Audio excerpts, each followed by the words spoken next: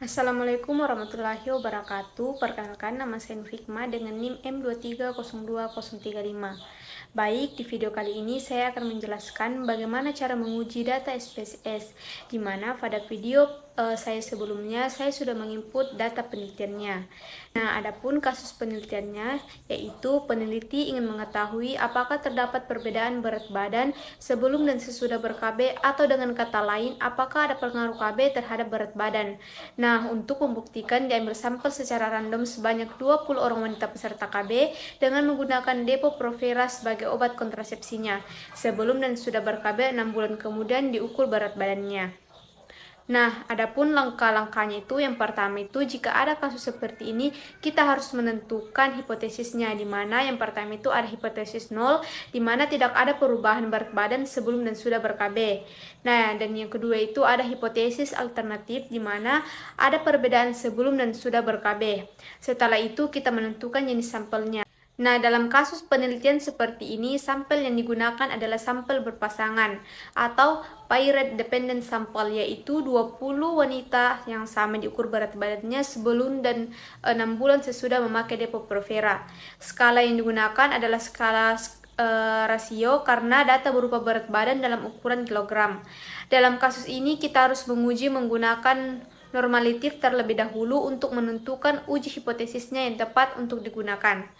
Nah, adapun langkah-langkahnya itu, yang pertama itu kita harus klik menu analyze dan klik descriptive statistik. Nah, kemudian kita klik explore. Nah, nanti akan muncul gambar sebagai berikut. Nah, setelah itu kita klik variabel sebelum dan sesudah, terus kita pindahkan ke kotak dependent list dengan klik panah ke kanan, maka akan muncul gambar sebagai berikut. Nah, selanjutnya itu kita klik plots, kemudian contreng normality plot widths. Nah, akan muncul gambar seperti berikut. Dan yang terakhir itu kita klik continue, kemudian klik OK, maka akan muncul hasil sebagai berikut. Nah, adapun output pada tabel test of normality untuk kolmonograf Amirov diperoleh nilai P untuk berat badan sistolik sebelum dan sesudah 0,200. Ini lebih besar daripada 0,05. Maka dapat disimpulkan bahwa data tersebut tidak terdistribusi normal. Nah, adapun kesimpulan dari kasus ini merupakan dua sampel berpasangan, skala variabel dependen atau yang dibandingkan skala rasio, dan data tidak terdistribusi normal. Maka uji yang paling sesuai adalah uji T berpasangan. Nah, selanjutnya itu kita lakukan uji berpasangan, di mana yang pertama itu kita klik menu analyze, kemudian pilih comparisons dan klik paired sample to test.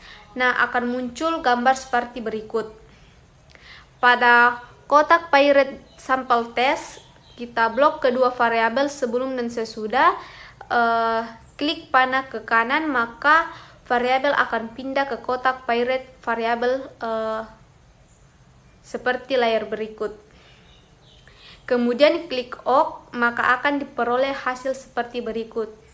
Paired sample statistik, output pada paired sample statistik diperoleh rata-rata berat badan sistolik sebelum ber-KB 51,10 dengan simpangan baku 4,141, dan rata-rata berat badan sistolik sesudah ber-KB 48,30 dengan simpangan baku 10,105. Paired sample correlation, di mana output pada tabel ini diperoleh besar korelasi berat badan sistolik sebelum dan sesudah ber-KB 0,007 dengan nilai T 0,977. Nah, yang terakhir itu ada paired sample test, di mana output pada tabel sampel test diperoleh nilai T hitung 0,1149 dengan nilai P lebih besar dari 0,5, maka HO diterima. Nah, adapun kesimpulannya, tidak ada perbedaan berat badan sebelum dan sudah ber-KB, dan dapat juga disimpulkan bahwa tidak ada pengaruh ber-KB terhadap berat badan. Sekian video dari saya, kurang dan lebihnya mohon dimaafkan. Wabillahi taufiq wal hidayah. Wassalamualaikum warahmatullahi wabarakatuh. Terima kasih.